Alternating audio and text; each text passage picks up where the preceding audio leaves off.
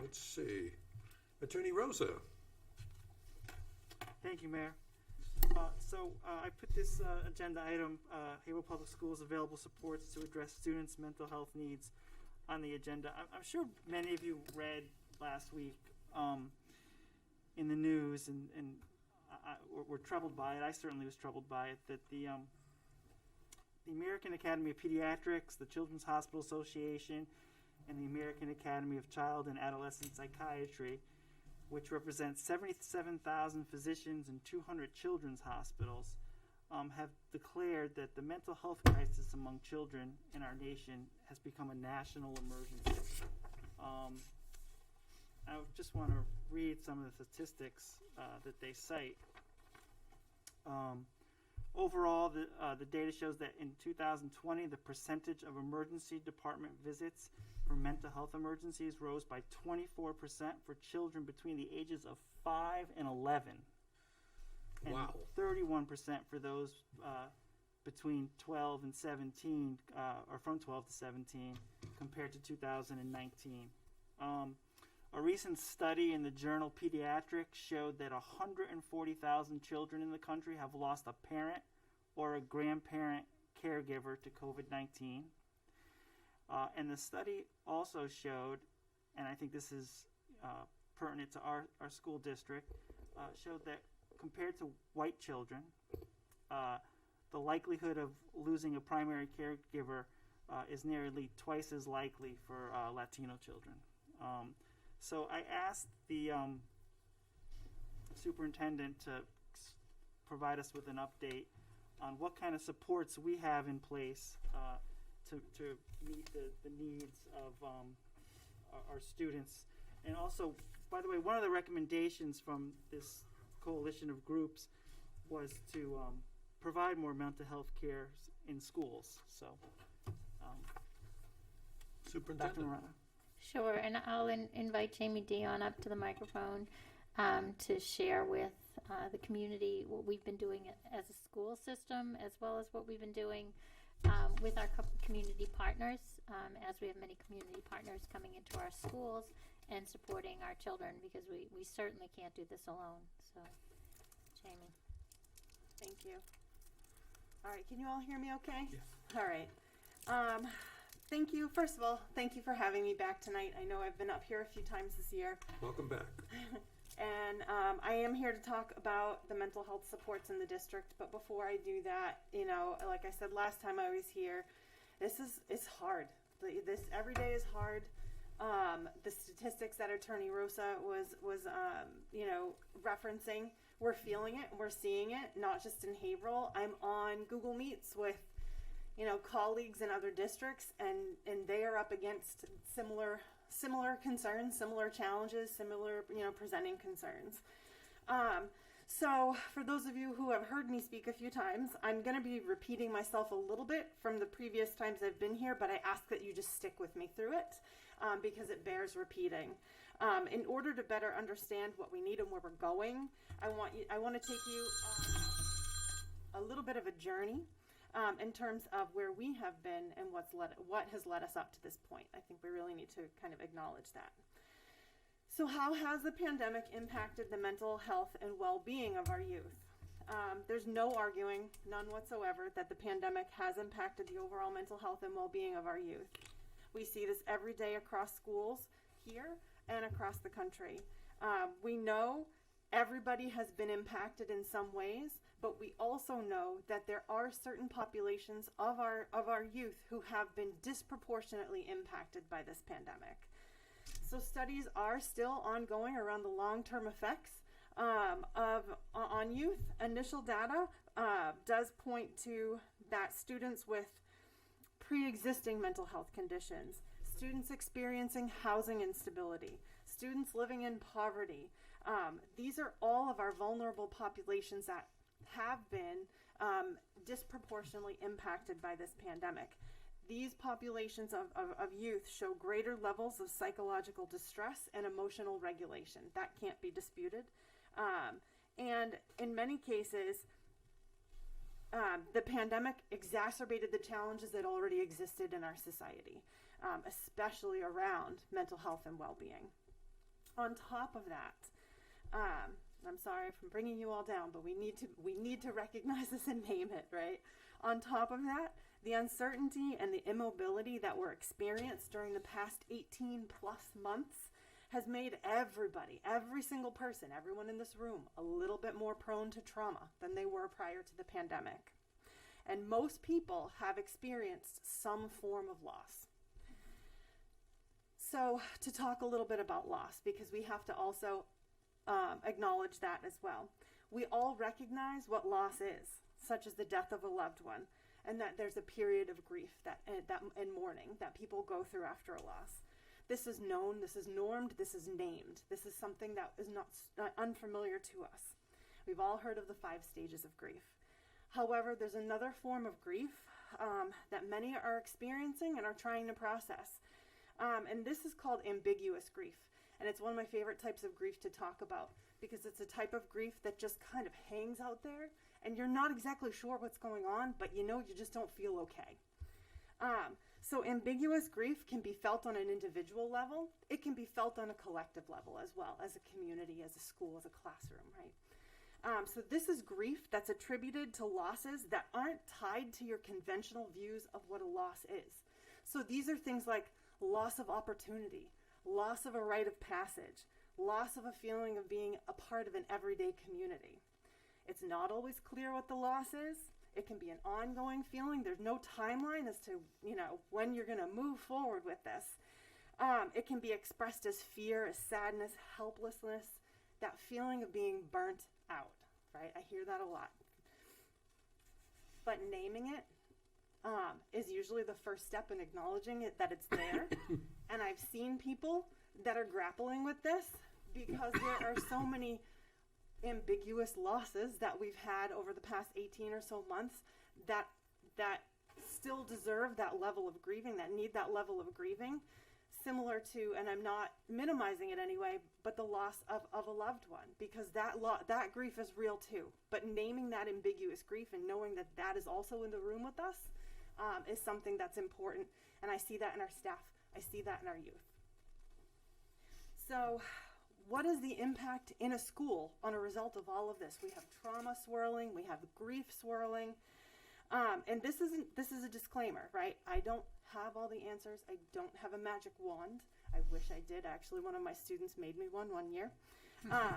But while trauma and grief are not the only factors that attribute to kind of what we're seeing right now in schools and with our youth and with adults, it does correlate with some of the behaviors that we are seeing across our schools and in the nation.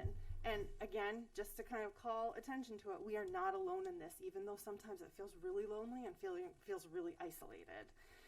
But these trauma reactions, these grief reactions, bubble up and appear in schools as things like challenging behaviors, right? They appear to behaviors that are just not manageable.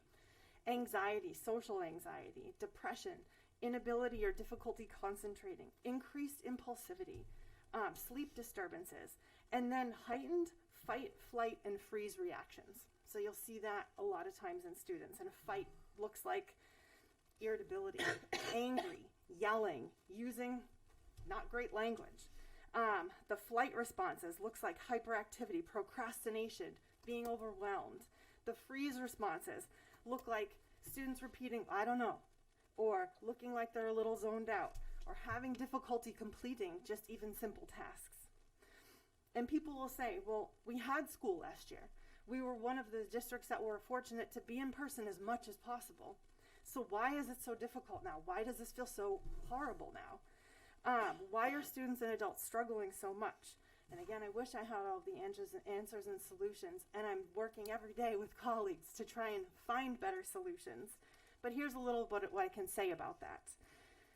So last year, our students' routines changed, fundamentally changed.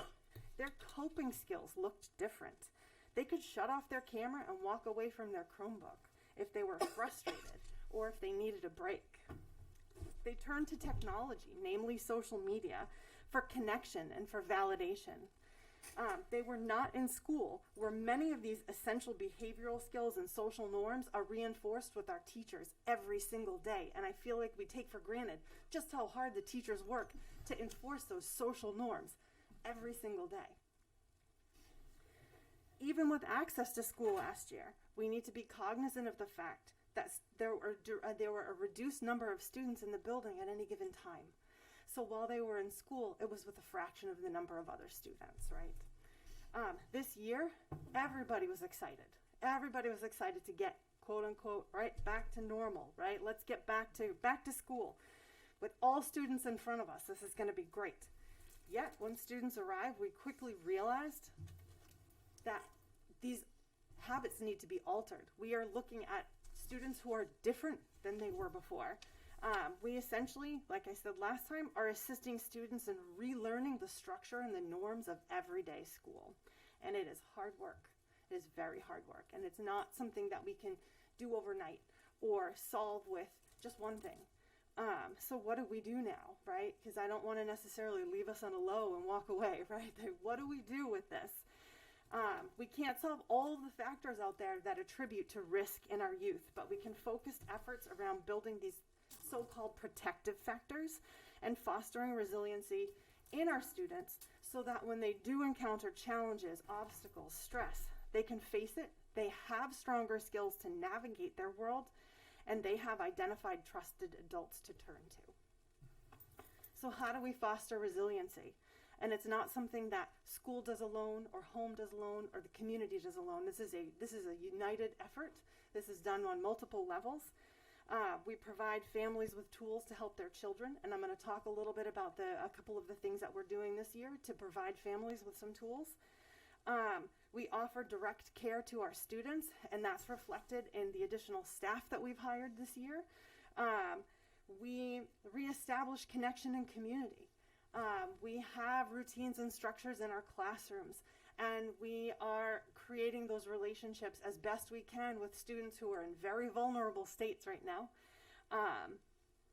All of that on all fronts, and partnering with community agencies are the little things that we can do to foster resiliency in our youth, because as we know, kids are resilient, and it feels like we're never going to come out on the other side of this, but you know, we can make incremental changes, and like I said, it's not going to be overnight, but there's little things we can focus on, because if we focus too much on what's out of our control, we're just going to spin in this feeling of just being not as effective as we want to be.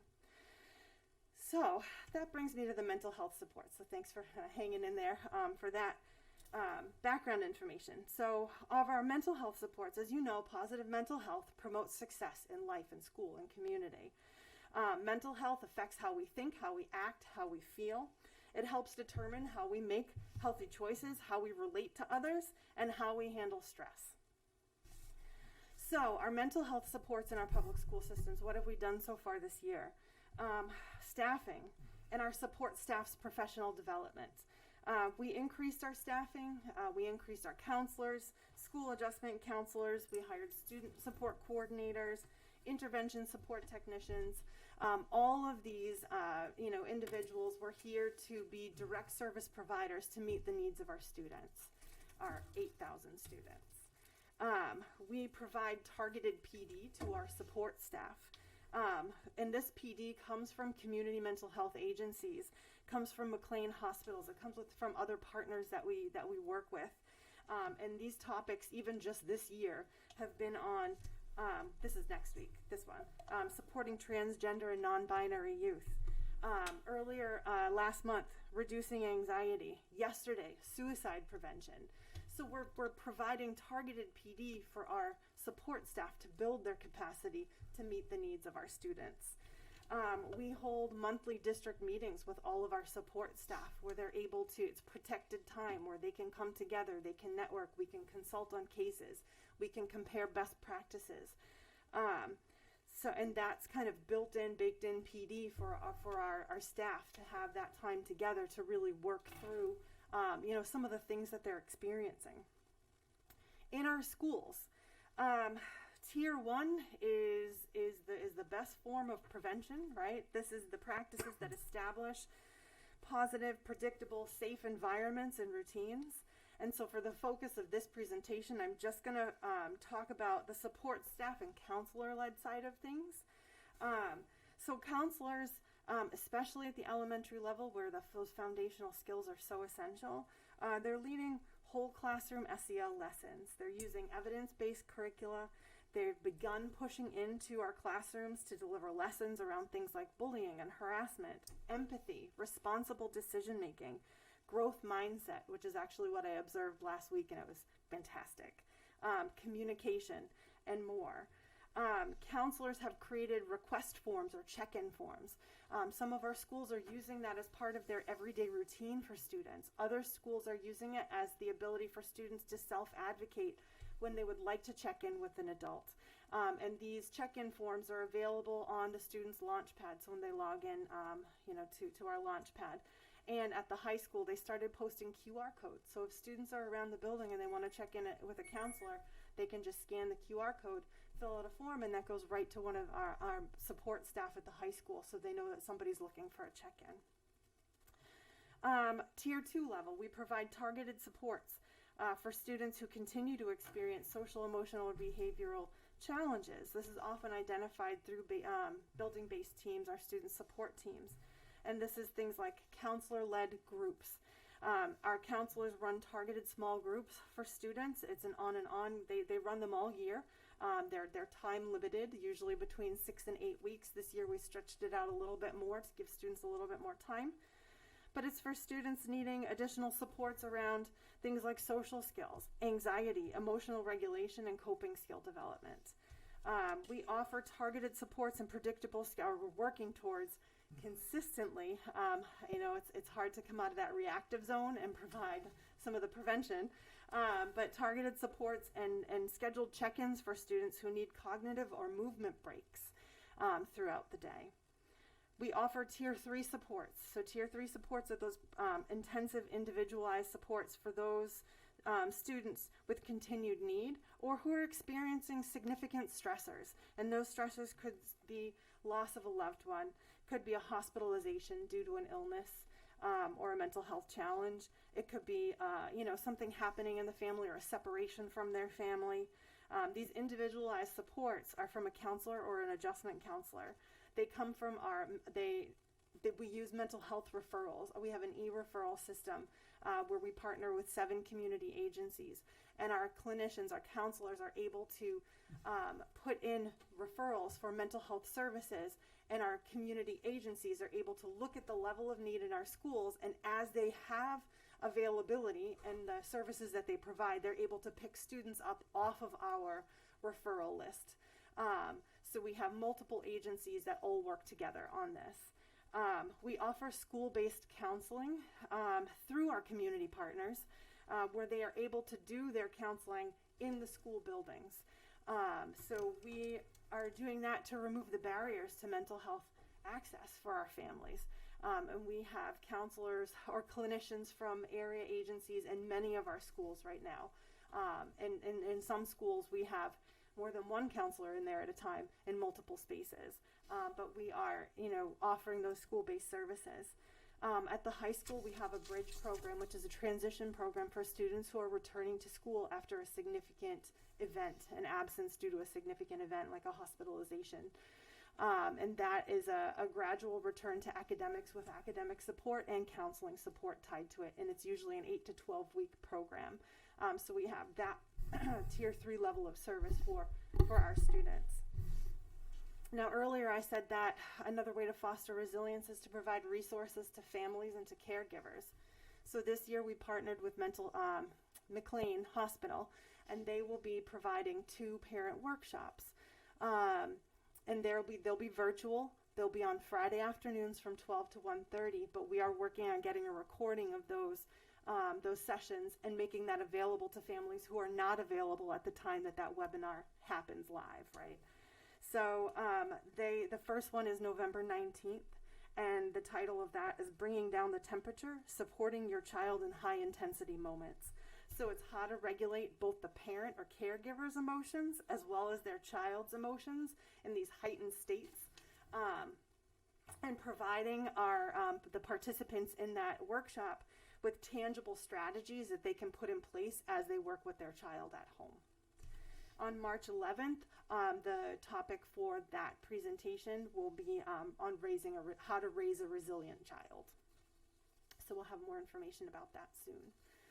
And then finally, what else can families do? So if they see their child struggling, if they think their child is in need of more support, I ask them to please reach out to their schools.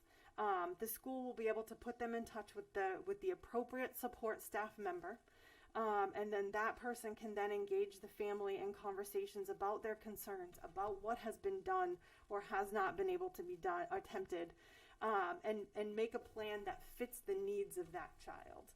Because we're not a one-size-fits-all approach. Everybody has different needs, different backgrounds, and so our counselors are able to, and our support staff are able to kind of work with families around that to see what can be done in school, and then what additional supports may be needed outside of school as well. And also, a number of our counselors do provide strategies to families at home as well. So if they're looking for help around, well, I can't get my son or daughter up in the morning. Okay, well, let's talk about, well, what does a bedtime routine look like? And what are the strategies that we can help you to implement this bedtime routine? And to sometimes work with our families around that too. So I do encourage parents to call their school, and they'll get connected to the right person. So like I said, I do not have every single answer. I wish I did. But those are just some of the things that we have been doing to address the level of need that we are facing this year. Thank you. Attorney Mangiachetti. Thank you very much. Thank you for the presentation. A lot to process. Yeah. And there's a lot going on. I mean, we've heard a lot tonight about the struggles of the staff, and now we're hearing about the students.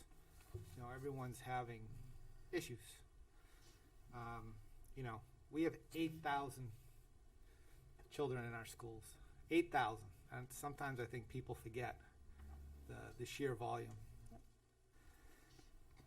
I remember about 6 years ago, Julie Kuchenberger was here as the assistant superintendent, and we're going through the budget, and I asked her if there was one thing that she could have that would improve education in the city. Without hesitation, she said, I would hire more interventionists. This is going back a long time. And I said, how many? And she said, as many as I can get. At the time, I think we had 2. So we did give her a few more interventionists, but we never gave the system enough to really get traction, in my opinion. So we did make a big investment in that this past couple of years. So I think that we have improved in that area.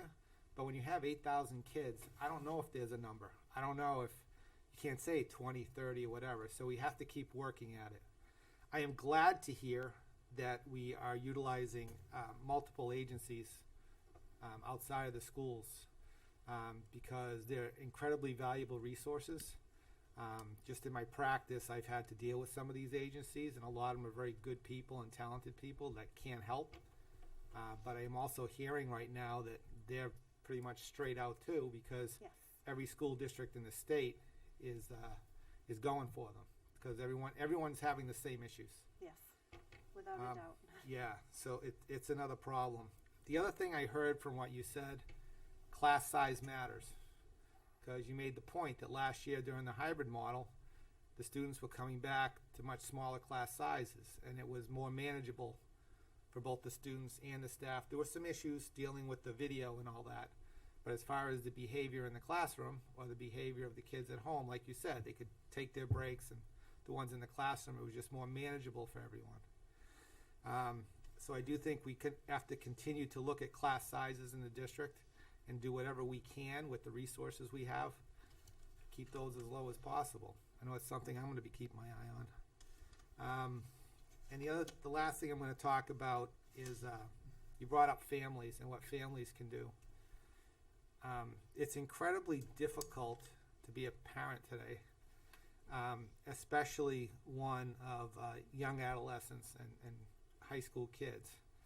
It's hard to distinguish, what a young adolescent or a teenager is going through normally, because there are a lot of issues they go through on a normal basis. They're very difficult. And then, what are the signs of mental illness? Most parents have a really hard time. So I think it's great that you're inviting parents to communicate with you and talk about it. But I'm wondering if we're doing something to get them information on how to identify the mental issues the mental health issues we're talking about here tonight that are related to COVID and the separation and all that, and distinguish that from normal teenage behavior. I think that would be helpful, because I know I got 3 and I went through it with 2. I'm going through it with my last one right now, and it is a challenge. In the past year and a half has been incredibly challenging. So anyways, I really appreciate this presentation. Thank you, Attorney Rosa, for putting this on. This is an issue we talked about all last year. The whole time we're dealing with COVID, what are we doing with dealing with, the mental health issues that these kids have and gonna have? What are we doing reaching out? We did a lot of outreach in the community. Your group did a lot of house visits.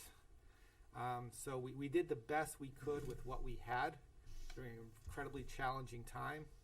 Now they're coming back. We're doing the best we can with what we have. We have to really look at if we can do a little more to help everyone involved. But again, thank you very much. And I'm sure this isn't the last time we'll be having this discussion. It's a challenge, and it's about solutions. So we got to develop, as a community, we got to develop the solutions for this. Thank you very much. Thank you. Ms. Dion, great presentation and very interesting. I learned what. I'm sorry, Mr. Rosa, I didn't see you with the light on. Oh, that's You go okay. ahead first. I just thank you first of all for the presentation.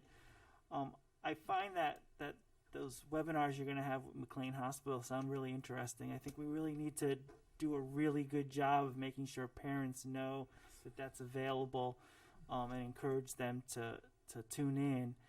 And I think also getting permission from the hospital to record them so that we could distribute them will be really, really helpful. Yeah. Thank you. Thank you. Thank you, Mayor. Thank you. I learned a lot from you tonight, and I appreciate it. What are you seeing in terms of substance abuse?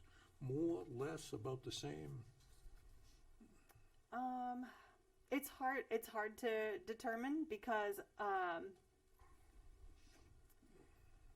there have been a lot of things happening at the schools. I think vaping is really one of the the big things that has taken off and has taken a lot of attention.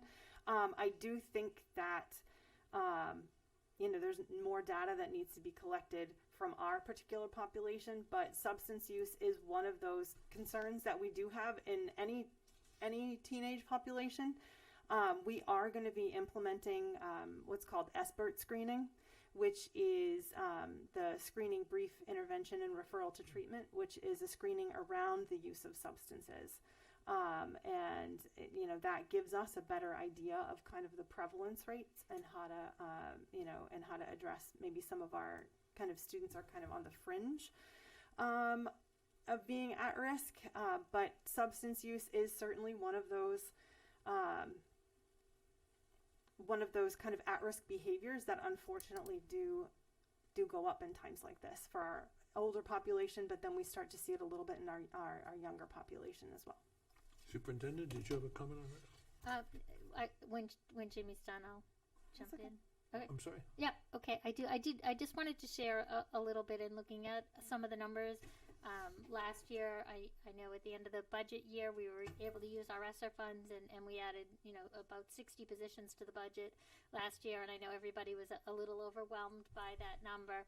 I did want to say that number was pretty much evenly divided amongst interventionists, coaches, nursing staff, and student support staff in terms of school adjustment counselors, psychologists, special education teachers that specialize in mental health supports, BCBAs, and crisis interventionists.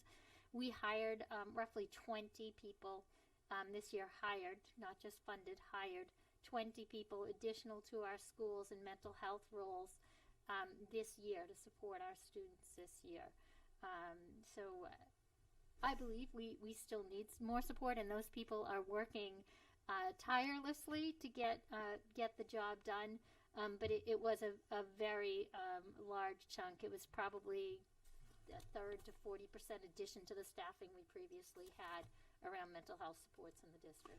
Do you have any stats on whether there's increased substance abuse? I do not at this point Okay. have stats. I can tell you anecdotally that I believe that substance abuse is up and that the use of vaping, which I think we had come down just before the pandemic, it had kind of crested. And then there was a lot of good public relations information around how dangerous vaping was. It had started to come down. I think it's gone back up. I see. And what about other substances? I think, and from my experience, what I'm seeing, vaping is the biggest problem that we're having right now. Not that there aren't other substances to be concerned about, but that seems to be a big issue with our teens and in the Have we community. had any issue with kids selling drugs in schools? You've done a great job of pointing out the problems kids have, but there are some kids that cause problems. Not to sound unsympathetic, but that's just the way it is. I think that at any given time in any community, certainly there are issues around drug sales. If and when we find out about them, they're dealt with immediately. Okay, but nothing, no major spike that you're seeing, nothing. There like has not been any instances that have been discovered regarding that this year, to my knowledge. Thank you. I was very concerned by what Mr. Briggs said today, and a lot of things concern me. One of them was kids walking up to teachers and swearing at them, being very disrespectful. I don't think we can, maybe I'm wrong, but I don't see that as a mental health issue. I see that as a discipline issue. What can we do about it? Yeah, that's a tricky one. I feel like, I mean, on the front, right, what students are saying is completely inappropriate, and I don't condone that. However, my training and my lens is always looking at not as necessarily what is being said, but what is being conveyed underneath. And typically students who are regulated, who are feeling like they, pretty good on a daily basis, are not students who are going to have those types of outbursts. I think that, sometimes students can use a language in schools that maybe they would use with their friends, even though I don't want them to use that language with their friends, and it comes out in inappropriate ways, but language towards staff, I don't condone that. And for me, I always think, well, what is going on underneath with that child that feels okay to them, that they can do that. So for me, it raises a red flag of just being emotionally dysregulated and the causes behind that. I agree that, it should not be condoned. And I don't want to come across as saying, I'm condoning it, but, I always look at there's something else going on under the surface for someone to be that dysregulated. I'm thinking back to an interview I read with a judge many years ago when I was practicing law, who said, there are some people who were abused as children and who have a lot of issues, and they're victims. But that doesn't mean we can allow them to be victimizers. And I understand children, these are children after all, have some issues, and I fought hard to keep them in school last year. I understand the concern, but the things that Mr. Briggs mentioned are absolutely unacceptable and shouldn't, and I'm glad you're not condoning them. So I'm preaching to the choir with you. Mr. Wood. Thank you. Just a follow-up question, and I'm not sure if it goes to your, but one of the things that Mr. Briggs said is when some of those incidents happen, there's a report filled out for follow-up, and they're not being followed up on. Is that coming out of your department, or is that more administration? I can say that probably wouldn't be in my department. My counselors typically don't kind of handle the discipline side of things. The adjustment counselors aren't handling any types of those issues? They don't necessarily, they don't hand out discipline. They would, I understand that. Yeah, they would work with students that around kind of, decision making and rights and wrongs, but they wouldn't necessarily always be brought in for every discipline infraction. Okay. I was just trying to see where the breakdown Yeah. was. Thank you. Thank you very much. Thank you, Ms. Dion. I'm sorry, Superintendent, did you have your light on? No, I'm all set. Thank you. Okay, very good. Thank you, Ms. Dion. Thank you you. very much. Thank you. Next item on the agenda, where are we here?